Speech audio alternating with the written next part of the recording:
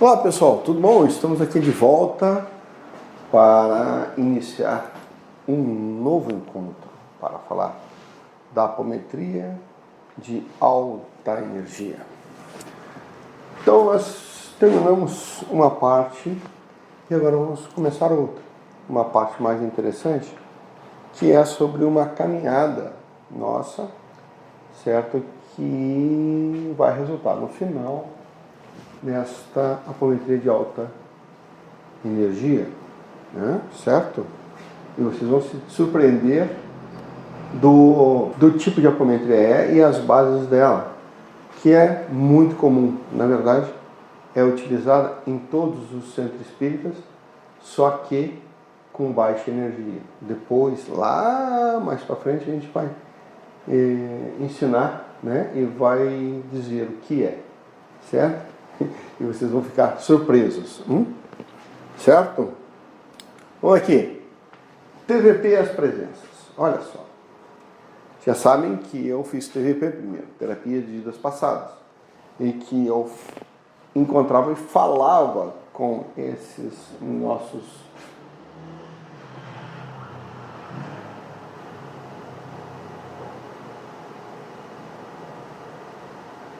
personagens vividos, né, em outras vidas, certo? Não era eu, mas sim um outro personagem, que também pertence ao meu espírito, certo? Era um outro eu, dos todos os eus do meu espírito, certo? Então, vamos lá. Por que as presenças, tá? Certo? Porque não era só eu mesmo, uma personalidade múltipla minha que se apresentava. Às vezes, um inimigo, certo? Um desafeto daquela época também se apresentava, certo? Eles se apresentavam e queriam tirar satisfações, ou não.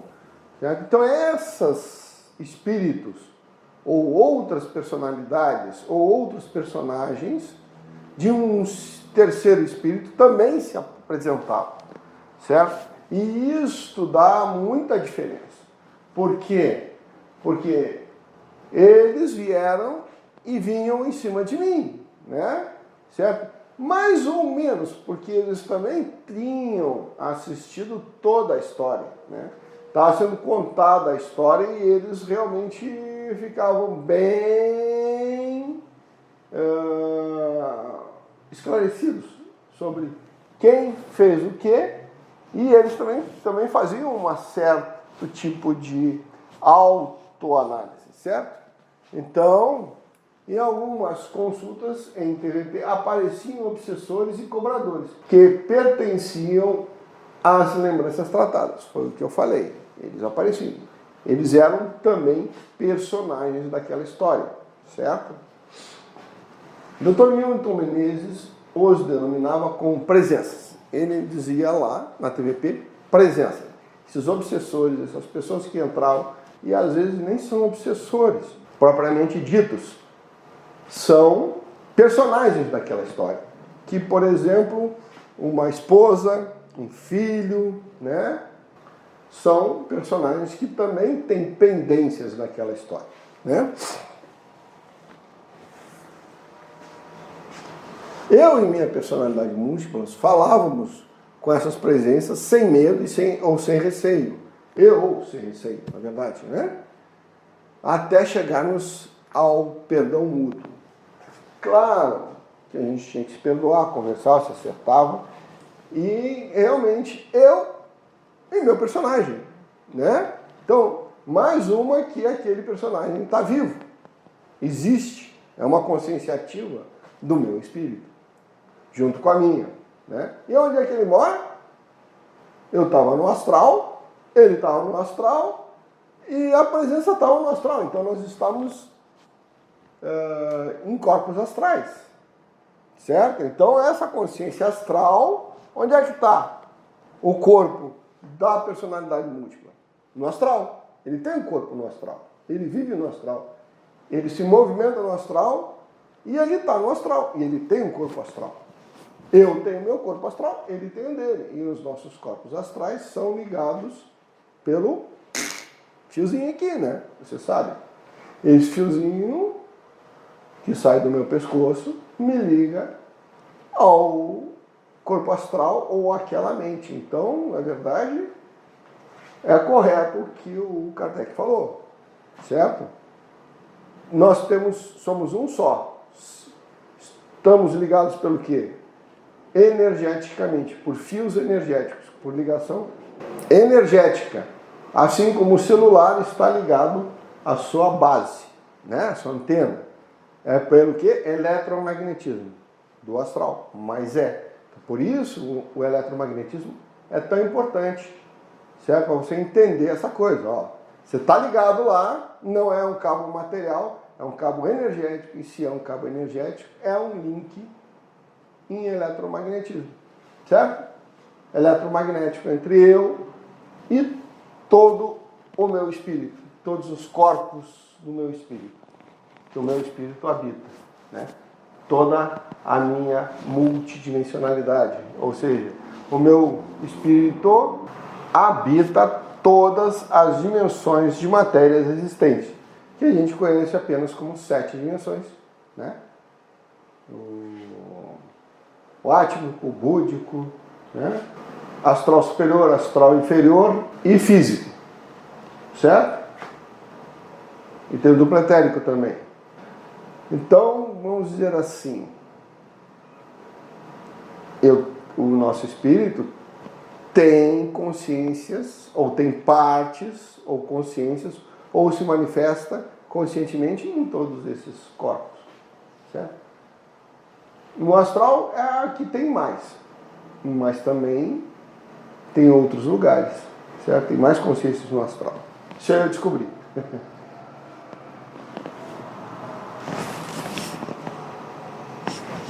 Bom, agora vamos falar um pouquinho da minha caminhada, porque o pessoal fez umas perguntas no YouTube, lá, dizendo assim, pá, se apresenta, fala um pouquinho de vocês. Eu vou falar um pouquinho de mim e da minha caminhada, porque é importante para vocês perceberem por onde eu andei e por que estou falando essas coisas, né? E fazendo essas coisas, né? Em 2002, iniciei minha caminhada de estudos em centro espírita no Brasil. Sim, eu até meio de 97, 1997, ou seja, no milênio passado, século passado, eu vivi em Portugal, certo? E conheci a doutrina espírita e comecei a frequentar lá. Como eu já disse em outros vídeos, lá a parte científica é bem mais pronunciada. Infelizmente, no Brasil, a parte religiosa é muito mais evidente, né? Então, aqui não tem estudantes espíritas da ciência espírita, né? A parte científica, né? Como diz Kardec. Ele disse, o espiritismo é ciência, filosofia e religião. E no Brasil é religião, filosofia, e se der tempo, se interessar, se achar que deve, ciência. Tudo bem.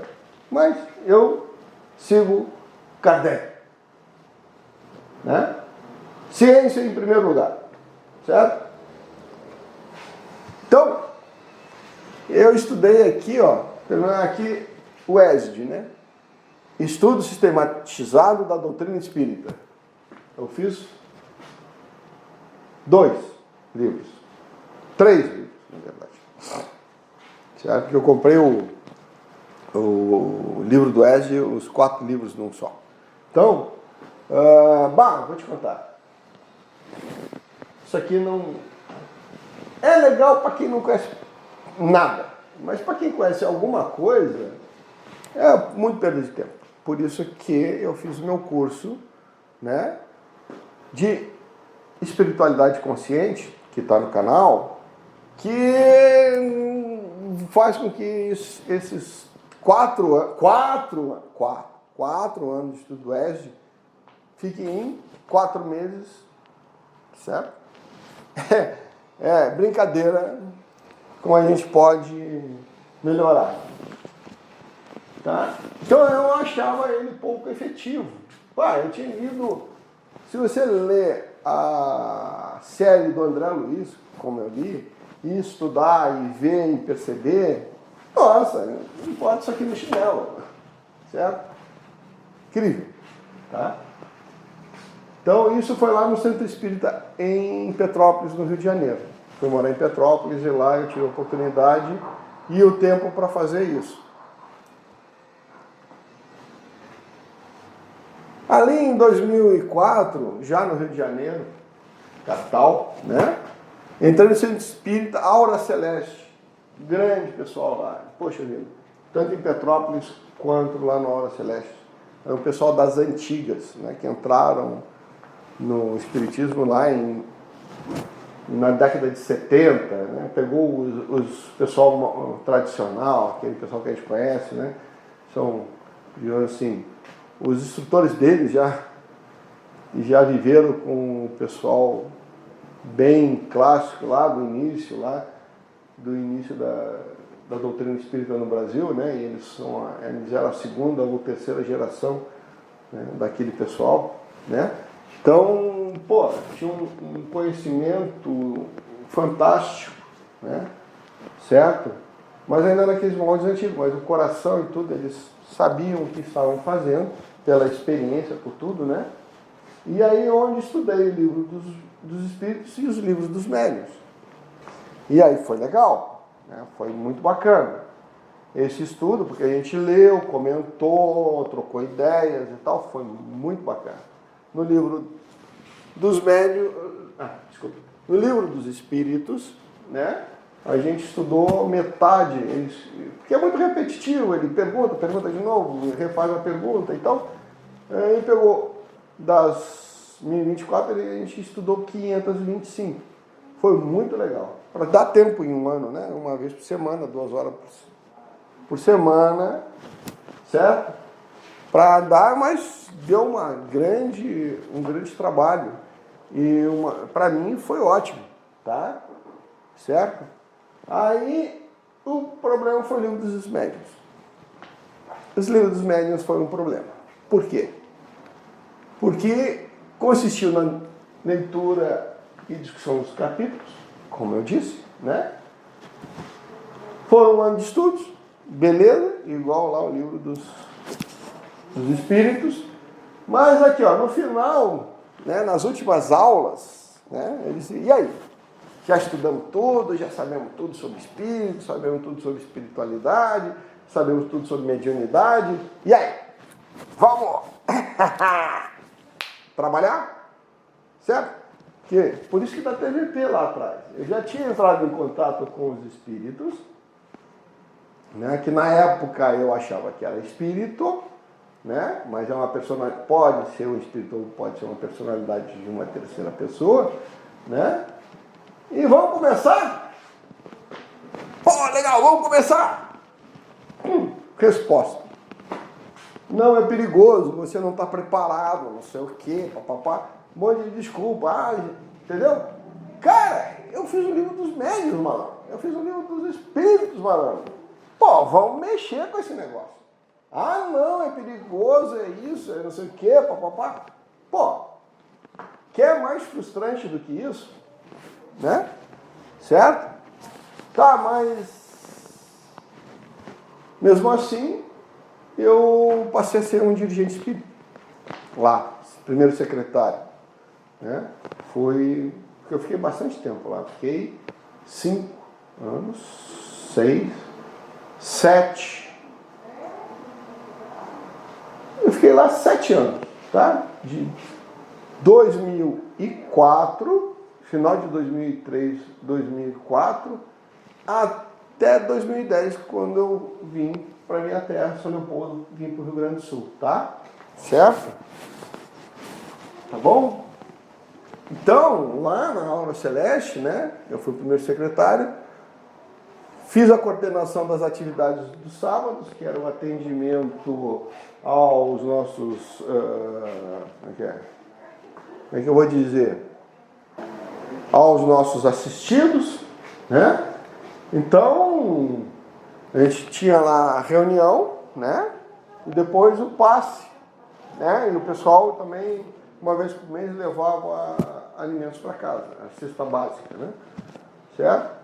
Então, tinha também uma feirinha, um brechó, digamos assim, tudo a preço de R$1, R$2, só para não dizer que estava sendo dado, né? E assim, a gente trabalhava lá. Eu dava passe, tinha reunião das crianças, né? Da evangelização, eu trabalhava com tudo isso, né? Eu coordenava tudo aquilo e dava palestras, né? Certo? Mas, aqui ó, tá vendo?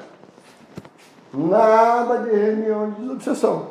Mesmo assim, sendo tudo isso, trabalho com tudo isso, eu não tinha acesso a reunião de desobsessão, porque é perigoso, fala com não sei o que, precisa disso, precisa daquilo, papapá. Bem, e aí? E aí? Como é que faz esse negócio? Hã?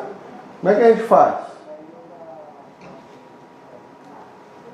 Bom, aí é o seguinte, vim pra cá, como eu disse, vou vir aqui para minha terra natal, São Leopoldo. Em 2010 eu estou aqui.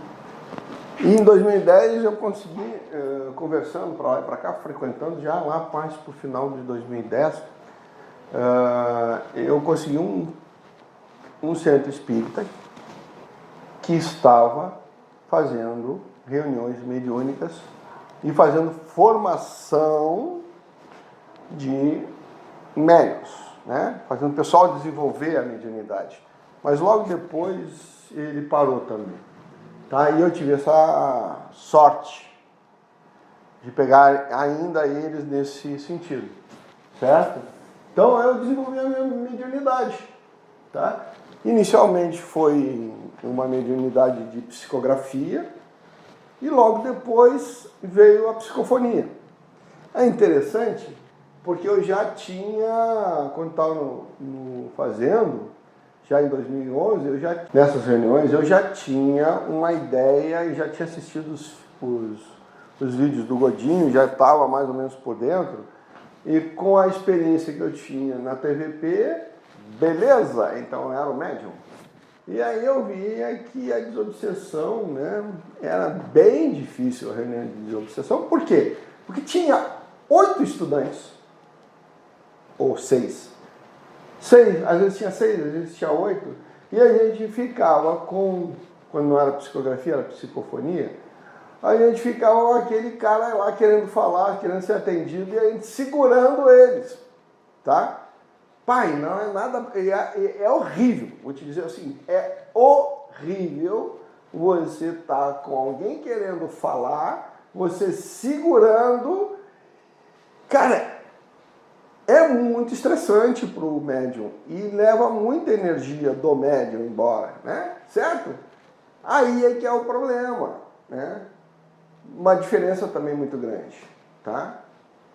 E realmente, fazendo duplas é muito melhor, tanto para o espírito que está querendo se comunicar, quanto para o médium e quanto para o esclarecedor. Ou o doutrinador, no caso da, certo? Reunião de obsessão, e aí fica tudo mais difícil, né? E interessante. Aí uma das vezes aconteceu o seguinte, meu amigo, Sérgio, eu recebi ele lá em 2011 e encaminhei, ele já tinha morrido lá, quando é que ele morreu?